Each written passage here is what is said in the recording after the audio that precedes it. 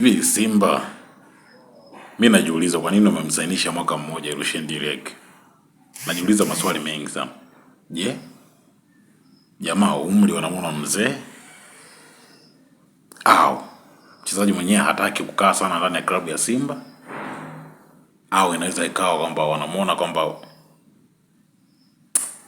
wanamuona kama hadeserve kuwa ndani ya klabu ya Simba. Hapana, lakini kama umri, mbona Lucien Derick umri bado, na kama katika masuala ya kikazi majukumu, mbona ni beki hatari, kwa sababu ni beki ambaye kaiokoa Simba ndani ya klabu. Yaani Simba wanatamba saa hizi, upande wa goli lao unakuwa salama. Lucien Derick amehusika katika maeneo ya hatari sana toka amekuja Simba, hajawa mbovu jamaa. Na kilichomleta Simba huyu jamaa, Mamelodi alimtoa ni majeruhi, wala sio mbovu mshikaji.